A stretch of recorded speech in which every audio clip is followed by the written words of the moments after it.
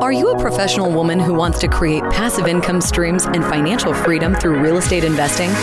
Join us here on Real Estate Investor Goddesses, hosted by Monick Halm. Listen to women who are rocking it in real estate investments as they share their stories of success, failures, and best advice in real estate investing. Start creating real wealth through real estate. Tune in today.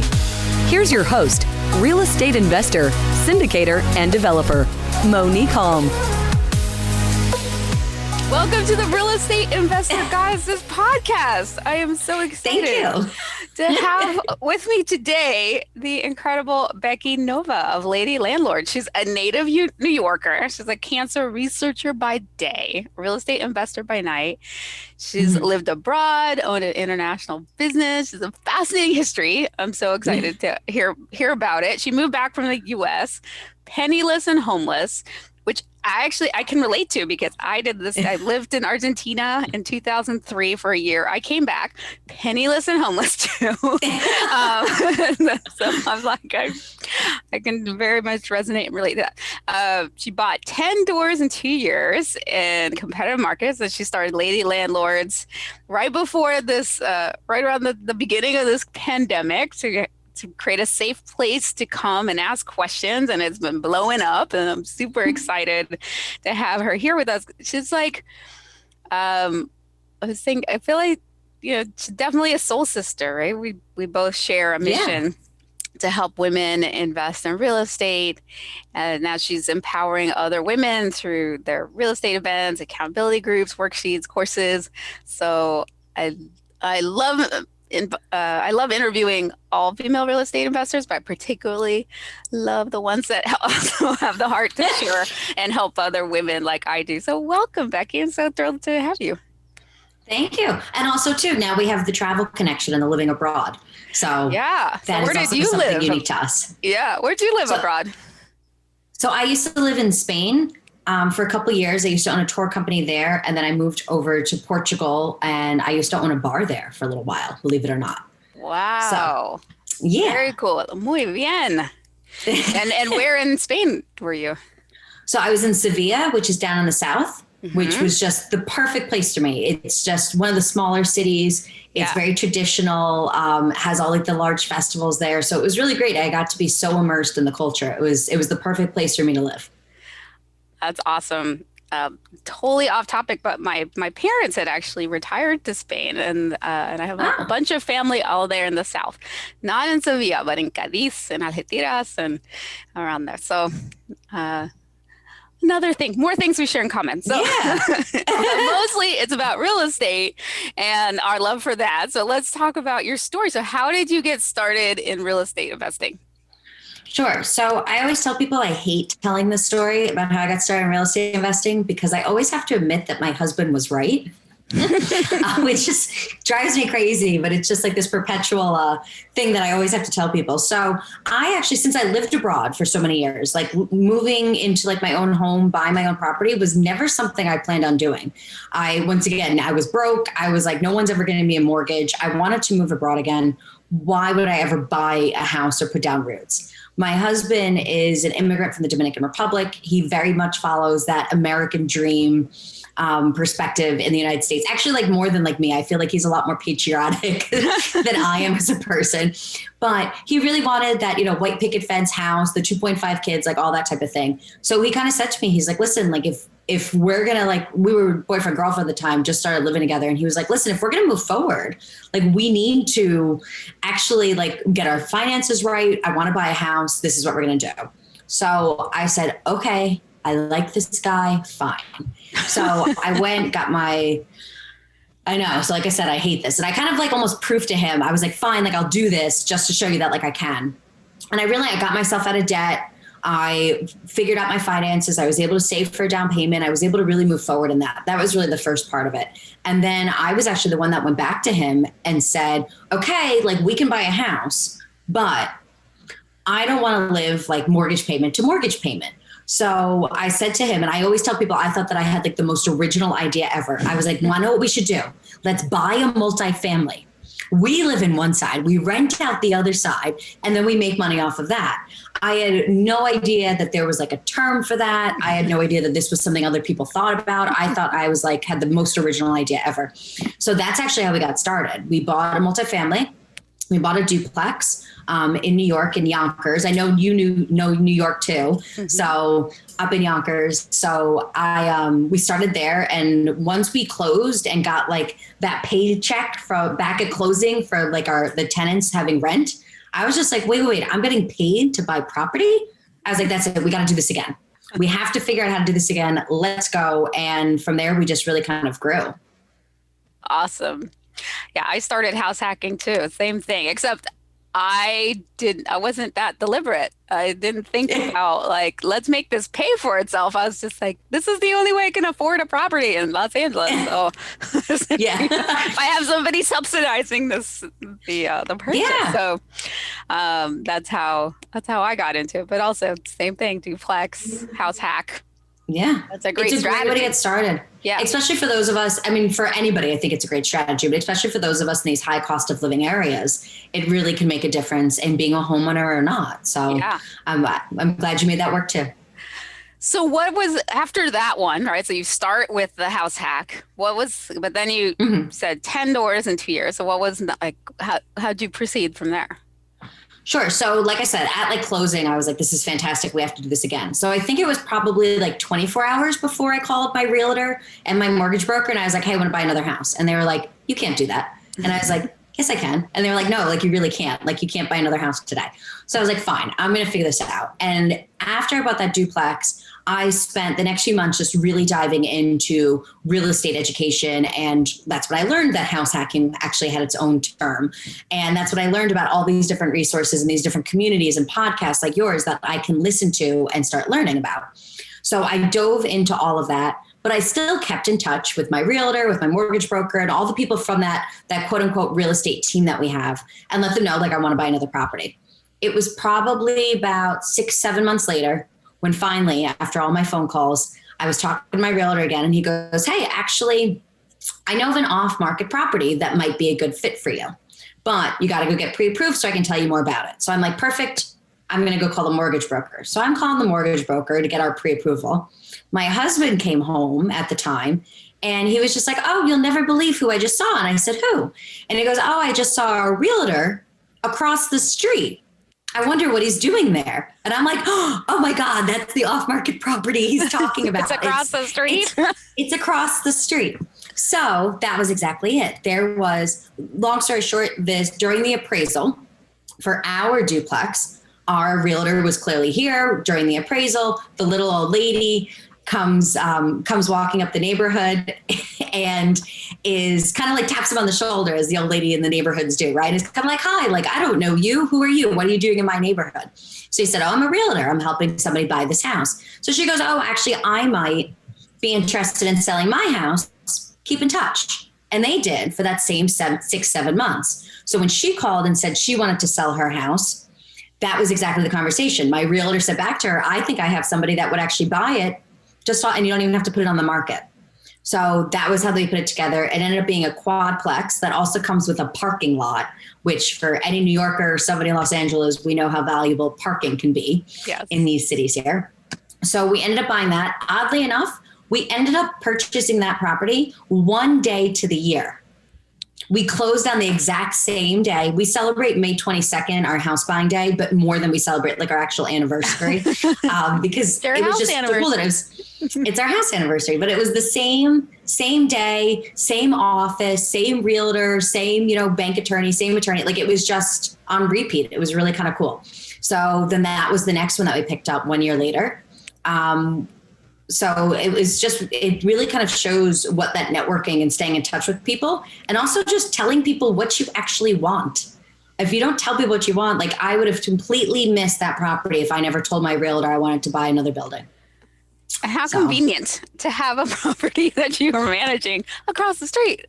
All day long, all you will see is like my husband and I being like, hey, is the ladder over there or over here? Oh, where are the hedge clippers? Where's the hammer? Where are the screwdrivers? We just walk back and forth all day long. But it's great because you only have to have one set of tools. So That is awesome. That's so great. yeah. And so you started Lady Landlords. What made you start that? When you now then start to have multiple properties, now I have all these tenants. There's all those situations that come up that nobody really kind of talks about, right? We've all heard of that, like the infamous, like, a toilet backs up at midnight, right? Which oddly enough, knock on wood over here, like is not, I know, not something that usually comes up. But there's all those little things that like a tenant will ask you and you're like, but can we do that or can we not do that? Or is this something I should agree to or is this something I should not agree to? And oh my God, this became a problem. How do I stop this from happening again? All those things just really started happening now that we had, 6, 7, 8 sets of families. Those were things that we had to figure out. And I realized that I kind of looked around, and as much as like I can love my friends, not all of them understand kind of those differences of being a landlord. So I was like, I really need a place that's like dedicated for landlords. And one of my best friends in high school makes fun of me all the time because he's like, if you can't find what you want doesn't exist, he's like, you just create it. And I'm like, apparently so. So that's what I did. I saw that there were other groups out there, but I just wanted a little bit of a different tone. So I started my own group. I started Lady Landlords, which is then we're women focused. I feel like we have a different set of issues being landlords with either people not taking it seriously, the way that certain people feel that they could talk to us or treat us. So, and then also just we're kind of in a male dominated field still. So 100%. I felt we really needed a safe space to be able to ask our questions, to get our help. So we can really feel much more confident handling tenants, handling buying bigger properties, building our real estate investment empires. So that was really kind of where I started it. It really was for my own questions. And that was just because I thought it'd be like, me and like my mom in the group and nobody else would ever join. So that's what got me starting Real Estate Investor Goddesses too. It's a similar thing. Just like, oh, there are no women here. I'm alone in this. It'd be great to have other women on this journey with me. So beautiful. And so I'm going to ask you a question. It's my favorite question. Because I find that we learn so much more for when things don't go right than when they do. So what was your biggest mistake and what did you learn from it?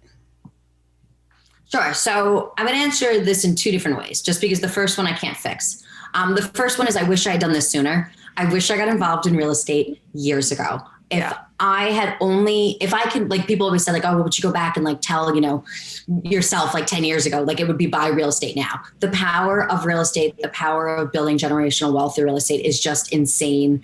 There are thousands of different ways to get involved in real estate. You don't always have to buy rentals and be a landlord like me. There are so many ways to get in. If you have money, if you don't have money, if you have time, you don't have time. Yeah. So my recommendation, my first mistake was just not getting involved until a couple of years ago. I wish I'd done this forever ago.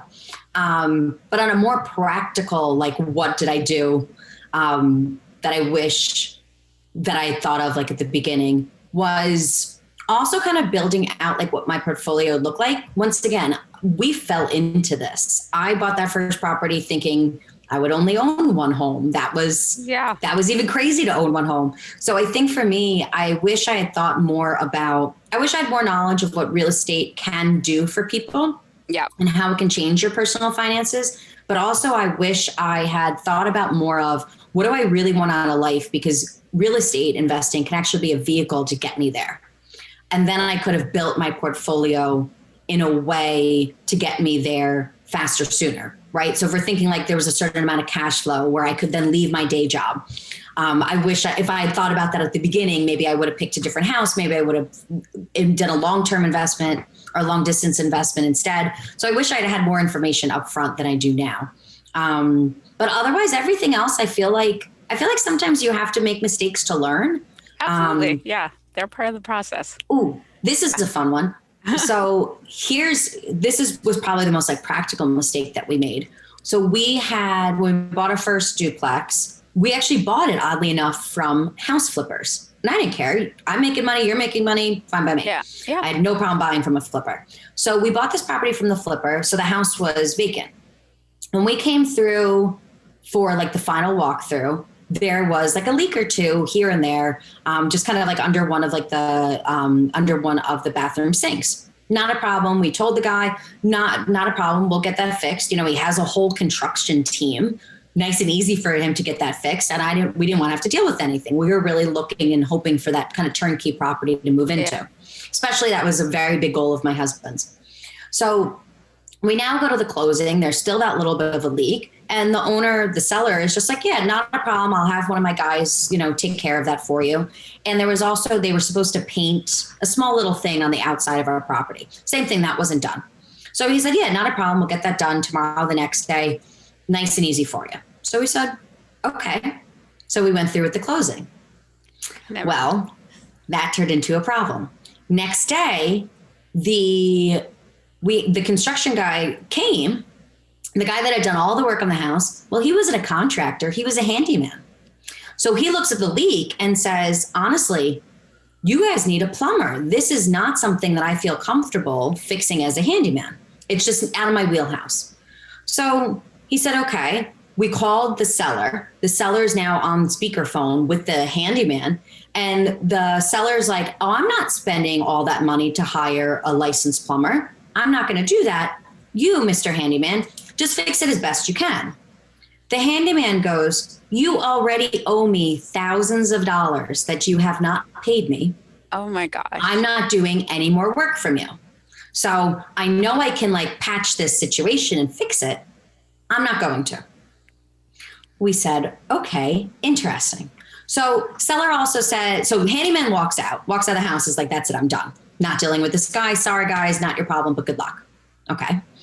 So the seller agrees. I have nobody to paint that little thing outside. He puts a check in the mail that day. Perfectly fine. But now we have this leak. And once again, thinking New York, remember that you're thinking townhouses, multiple floors. In New York, we have more space vertically than we do horizontally. Yeah. So our property, it's a 4-floor property. We now have a leak running through all 4 floors of our house. So that we're trying to get rented and also move into. So we end up having to we then hire the plumber. We need to get this fixed sooner than later. We ended up getting the plumber. They actually had to open 4 floors. Come to find out that very same handyman, when they were renovating the property, decided not to have to walk down the stairs to take out all the drywall. They were flushing it down the toilets for years, which then clogged the pipes. So we had, even though we'd gotten the house professionally cleaned before we moved in, because we wanted all the construction dust. Once again, we wanted this place to be perfect. They now had to open the pipes in the basement, and our pipes were covered with not only the dirty drywall, but everything that the construction guys had used to go to the bathroom for the past year, all over our basement on day 2 of house ownership. Oh, great. So now we have a couple $1,000 bill from this plumber. Now, my next favorite part of the story is all of a sudden then I get a letter from our city saying that we had a lien on our taxes. And I remember at closing and I brought this up, our closing, we had a 4-hour closing, which if you've been in closings, they use lien on our taxes. And I'm I've owned that house for a week. What did I do to get a lien on my taxes? Find out that the seller, since he was flipping the house, didn't clearly have enough money. If you didn't hear that whole didn't pay the handyman part. Yeah. So he never paid the water bill for years for the property. Now, once again, there's a leak. And in closing, they didn't find that? The escrow and the title company? The title company never did their job. And I hated our title company. And here's also why. Title insurance, though? Oh, yeah. So then I had to find another attorney to help call up the title insurance and explain, hey, there's a $7,000 water bill that you guys missed. Yeah. So I now had to get my $4,000 bill from the plumber covered, the $7,000 water bill that I owed to the city, all of that stuff fixed. And that was within the first 2 weeks of us owning that property. We even ended up suing our attorney because also one of the things that she should have recommended was to have money and this is the learning story for all your listeners here, that since there were things that were not finalized on the house, if we chose to move forward with closing, there should have been money put in escrow. There should have been like 10 grand put in escrow. So that way, if the seller decided not to finish things, then that way we had the money to cover those leaks, to hire the plumber, and to get all that work back and fixed. And that was something that we were not advised to do. Wow. So that was a mistake. How does that work for you? That's great. That was a lot. There were a lot of lessons in that one. The importance. Well, did you get the money back from the title company? Oh yeah. Okay. We got every single penny. Every penny I was owed. Awesome. Okay. Yeah, so all's well that ends well. But that you learned a lot. You learned a lot. That was the importance of title insurance, right? Yes. Especially I know everybody's like, why do we need title insurance? That's pointless. I don't really use it. Why. I'm like, no, you do. Why. Yeah, things happen. And for anybody who does seller finance, so when you're going through conventional, you're doing the bank, you'll definitely get title insurance and all that stuff. But if you are seller financing, a lot of people think, oh, I don't have to do that part. Yes, you do. Yes, you do. Yes, you really do. And make sure that you own what you think you own and you don't owe things you don't know you owe. Because those things will travel with the property. Isn't that good? All right, that was great. So what are you most proud of?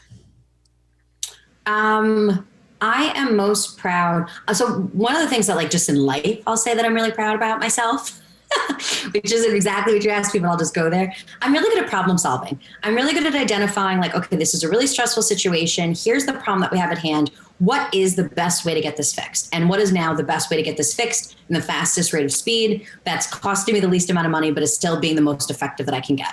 Those to me are the most important thing. And I am really proud that when we have situations like this, that I feel like I can put like that kind of hat on and say, okay, yes, this is really stressful. This is a horrible situation. There's, horrible stuff all covering like my basement, and I don't want to be the person to have to clean that.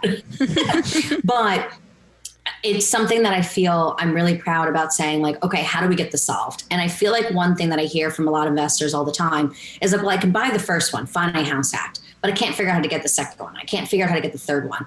And I feel like, once again, that's something that I do really well with my problem solving skills and figuring out a solution and figuring out a way to always make things work.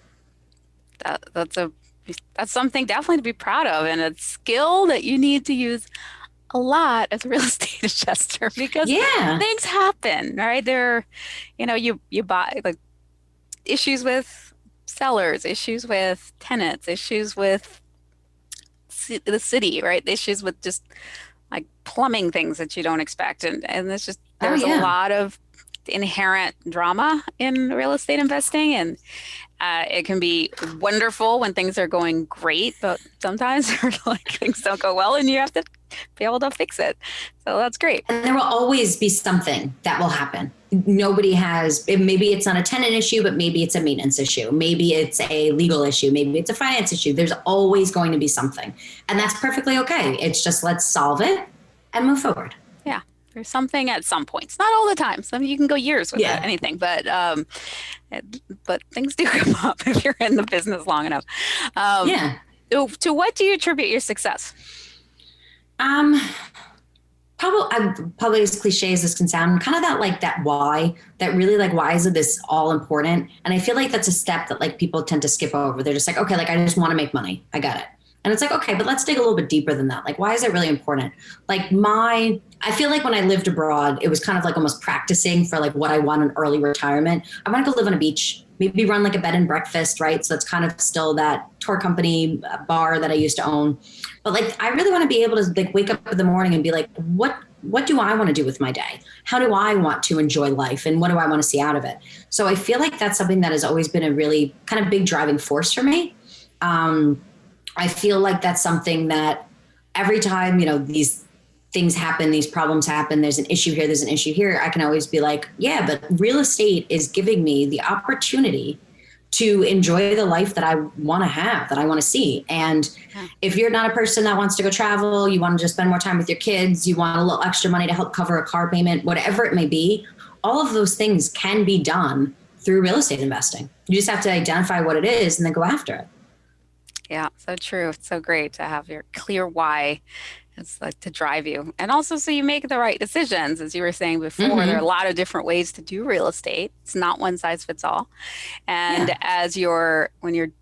it helps to figure out, why do I want this? What do I want it to lead me to? Because depending on what you want to do, it's going to drive different strategies that you choose.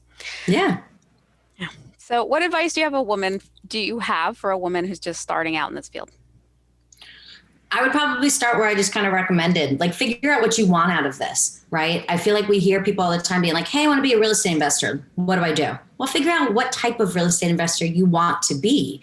What are your goals? What are you trying to get to? Like I said, if there's a very different strategy if you're trying to replace your 9-to-5 6-figure salary versus if you're trying to just make an extra couple $100s a month. So identify really what it is that you want, and then kind of pick your strategy and your plan accordingly. And also, don't ever feel that you cannot do this, because there is always a way to make real estate investing work for every single person out there. Absolutely. Doesn't matter what resources you have or don't yet. You can make it happen. Yeah. And what do you wish you'd known at the beginning that you now know? Honestly, I think real estate investing is a lot easier than we make it seem.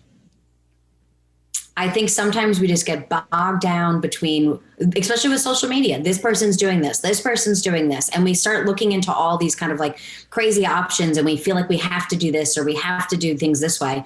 And honestly, it's really not that difficult. You need to figure out what you want out of it, have a plan in place, and just go. It's not as difficult as you think, ladies. Yeah, so good. That's beautiful. Well, before we get into our famed end of show Trinity, which is our brag, a gratitude, and a desire, how can people connect with you and find out more about what you do? Sure. So the easiest way to find me is on our Facebook group at Lady Landlords. Nice and simple there. Otherwise, the second best place that you can find me is on Instagram at Becky Nova 24. Becky Nova 24. All right. So now it's time for our Trinity. What is one thing you're celebrating right now? What is your brag? One thing that I'm celebrating right now is, once again, I'm in New York. New York is just finally starting to open up. There are businesses now still kind of moving on. And it's been a really hard year for people, between either those that have lost family members, those that were sick themselves, those that had lost their jobs. And one thing that I am very blessed to think about is that if my husband and I had both lost our jobs in this past year, that we would have been financially perfectly okay thanks to real estate investing. Yay. Well bragged. Yeah. And what's one thing that you're grateful for? One thing that I'm grateful for is honestly pioneering women like yourself that helped put us in this position, that are really helping, showing us that we can do this, that you don't need to be like, an old dude to invest in real estate, that this really is something that is approachable and functional for everybody. So really all those other women out there that have been doing this a lot longer than me are the people that I just have so much gratitude for. No. And those that you followed on Instagram for like a year. So awesome. And last but not least, what is one desire that you have? My one desire would be that I can somehow pick up the state of New York and move it to a Caribbean island. New York would just be so much better if there was just no snow. It would make my life easier. Well, so shall your desire be, or so much better than you can imagine. I'm not sure how it could happen, but hey, it's fine. And a very New York-like place is possible. Yes. Yeah. Beautiful. Well, thank you so much, Becky, for this. This was so fun to interview you and have you here. Y'all, you can connect with Becky at Lady Landlords on Facebook. Find her Facebook group, connect with that incredible community, and Becky Nova 24 on Instagram. Connect with me at reigoddesses.com. There you can connect to all our socials, to our awesome Facebook group for real estate investor goddesses, and find out about our events and our trainings. We'll talk to you then. Bye-bye. You have just listened to another episode of Real Estate Investor Goddesses. a show dedicated to sharing stories of women creating real wealth through real estate. If you found value on what you just heard, feel free to share with your friends. Visit us at reigoddesses.com to learn more about our programs and live events, as well as to access other resources. Until next time.